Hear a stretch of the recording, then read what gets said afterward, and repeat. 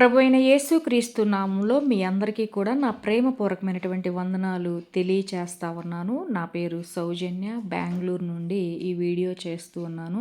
ప్రతిరోజు కూడా సౌజన్య బెంగుళూరు అనే యూట్యూబ్ ఛానల్లో బైబిల్ క్విజ్ ప్రతిరోజు ఉదయకాలం 10 గంటలకు నిర్వహించబడుతుంది.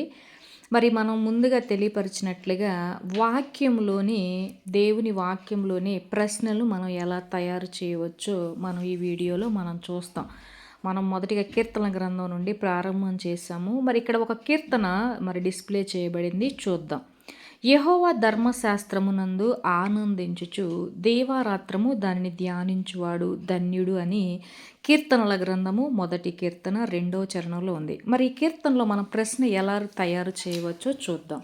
మొదటి ప్రశ్న చదివిన కీర్తనలో ప్రశ్న ఎలా రాయవచ్చో చూద్దాం. ధర్మశాస్త్రమును ఎప్పటి వరకు ధ్యానించాలి, దానివల్ల కలుగు లాభం ఏమిటి? ప్రశ్న మనం ఇలా రాయవచ్చు. ధర్మశాస్త్రమును ఎప్పటి వరకు ధ్యానించాలి, దానివల్ల కలుగు లాభం ఏమిటి? మనం ఆన్సర్ చూస్తే దీవారాత్రము ధ్యానం చేయాలి.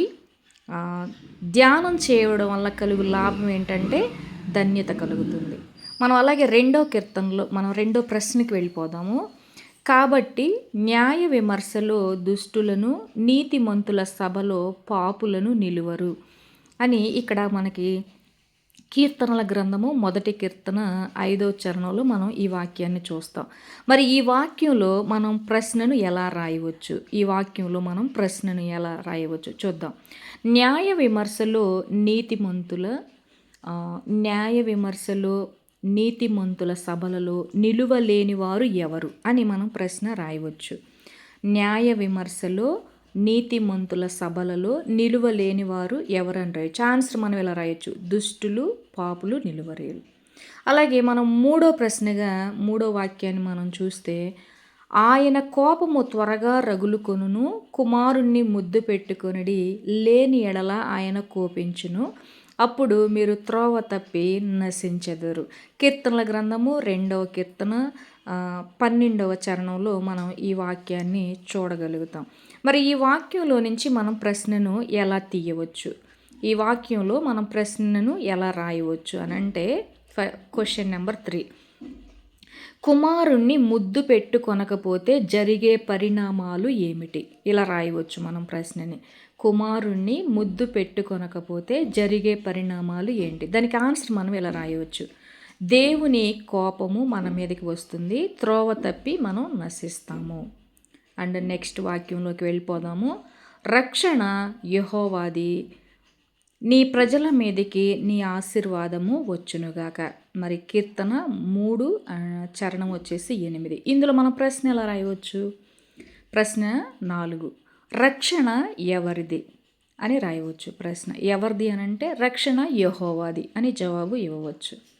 నెక్స్ట్ మనం 4వ ప్రశ్నగా వెళ్ళినట్టే, నా నీతికి ఆధారమగు దేవా, నేను మొర్రపెట్టినప్పుడు నాకు ఉత్తరమిమ్ము, ఇరుకులో నాకు విశాలత కలుగ చేసిన వాడవు నీవే, నన్ను కరుణించి నా ప్రార్థన అంగీకరించుము. కీర్తన 4:1వ చరణం. మనం ఈ వాక్యంలో నుంచి మనం ప్రశ్నను ఎలా రాయవచ్చో మనం ఇప్పుడు చూస్తాం. ఇప్పుడు ఇంత పెద్ద వాక్యంలో మనం ప్రశ్నను ఎలా తీయవచ్చు? ప్రశ్న, ఇరుకులో దేవుడు ఏమి కలుగ చేయును అని ప్రశ్న రాయవచ్చు. ఇరుకులో దేవుడు ఏమి కలుగ చేయను, ఏం కలుగ చేస్తాడు? విశాలత. ఆన్సర్ రాయవచ్చు. మరి ఇంకొక వాక్యం చూద్దాం. యెహోవా నెమ్మదితో పండుకొని నిద్రపోదును, నేను ఒంటరిగా నుండినను నీవే నన్ను సురక్షితముగా నివసింపచేయుదు. కీర్తనల గ్రంథము 4:8. మనం ఈ కీర్తనలో ప్రశ్నని ఎలా రాయవచ్చు? ఈ కీర్తనలో మనం ప్రశ్న ఎలా రాయవచ్చో చూద్దాం. ప్రశ్న 6, దావీదు తన జీవిత కాలంలో ఒంటరితనాన్ని అనుభవించాడా? దావీదు తన జీవిత కాలంలో ఒంటరితనాన్ని అనుభవించాడని రాయవచ్చు. మనం ఎస్ ఆర్ నో క్వశ్చన్గా పెట్టవచ్చు. అప్పుడు ఆన్సర్ ఏం చేయవచ్చు? ఎస్ అని పెట్టవచ్చు. అంటే దావీదు తన జీవితకాలంలో ఒంటరితనాన్ని అనుభవించాడు. అండ్ నెక్స్ట్ వెళ్ళిపోదాం. నీవు దుష్టత్వమును చూచి ఆనందించు దేవుడవు కావు, చెడుతనమునకు నీ యొద్ద చోటు లేదు. కీర్తన గ్రంథము 5:4. ఈ కీర్తనలో మనం ప్రశ్నని ఎలా రాయవచ్చు అంటే, చెడుతనమును జరిగించుటకు ప్రేరణ ఇచ్చినది ఎవరు? చెడుతనమును జరిగించటానికి ప్రేరణ ఇచ్చినది ఎవరంటే దుష్టుడు అని మనం ఆన్సర్ రాయొచ్చు. నెక్స్ట్ క్వశ్చన్ వాక్యంలోకి వెళ్ళిపోదాం. వారి నోట యథార్థత లేదు, వారి అంతరంగము నాశనకరమైన గుంట, వారి కంఠము తెరిచిన సమాధి, వారు నాలుకతో ఇచ్చికములాడుదురు. కీర్తనల గ్రంథము 5వ కీర్తన 9వ చరణం.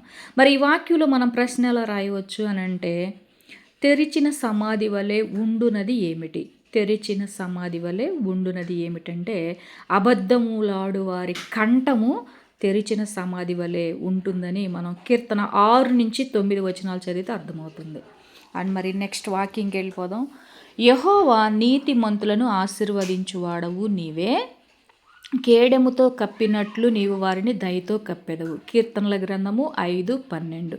మరి ఈ వాక్యంలో మనం ప్రశ్న ఎలా రాయవచ్చు? మరి ప్రశ్న 9, దేవుడు తన దయతో కేడెముతో ఎవరిని కప్పుతాడు? దేవుడు తన దయతో కేడెముతో ఎవరిని కప్పుతాడు అంటే నీతిమంతులని ఆన్సర్ రాయొచ్చు. మరి మనం ఇంకొక వాక్యాన్ని చూస్తే, నేను మూలుగుచు అలసి ఉన్నాను, ప్రతి రాత్రియు కన్నీరు విడిచుచు నా పరుపు తేల చేయుచున్నాను, నా కన్నీళ్ల చేత నా పడక కొట్టుకొని పోవుచున్నది. కీర్తన గ్రంథము 6:6లో మనం ఈ వాక్యాన్ని చూస్తాం. మరి ఇందులో నుంచి ప్రశ్న ఎలా రాయవచ్చు అని అంటే, ప్రతి రాత్రి కన్నీటి ప్రార్థనలో తన పరుపుని తేల చేస్తుంది ఎవరు? ప్రతి రాత్రి కన్నీటి ప్రార్థనలో తన పరుపుని తేల చేస్తుంది ఎవరు అని అంటే, మనం ఆన్సర్ ఈజీగా దావీదు అని రాయవచ్చు. మరి ఇలాగా మనం ఒక వాక్యంలో నుంచి ప్రశ్నను ఎలా రాయవచ్చో మనం ఇలాగా నేర్చుకోవడానికి సహాయపడుతుందన్నమాట. మరి బైబిల్ క్విజ్ ఛానల్స్ ఎవరైతే పెడుతూ ఉన్నారో వారికి ఇది చాలా ఉపయోగపడుతుంది. మరి నేను కూడా ప్రతిరోజు మరి ఉదయం 10 గంటలకి సౌజన్య బెంగళూరు అనే యూట్యూబ్ ఛానల్లో బైబిల్ క్విజ్ నిర్వహించబడుతుంది. చక్కగా ఆత్మీయంగా అందరూ కూడా కలుస్తున్నారు, ఆన్సర్ చేస్తూ ఉన్నారు. మరి మీకు కూడా ఆసక్తిగా ఉండి ఆశ కలిగి ఉంటే, సమయం ఉంటే మీరు ప్రతిరోజు కూడా ఉదయం సౌజన్య బెంగళూరు అనే యూట్యూబ్ ఛానల్లో మీరు కలుసుకోవచ్చు. థ్యాంక్ యూ అండి. Thank you so much. ఈ విధంగా మనం వాక్యాలని ప్రశ్నలుగా రాయవచ్చు.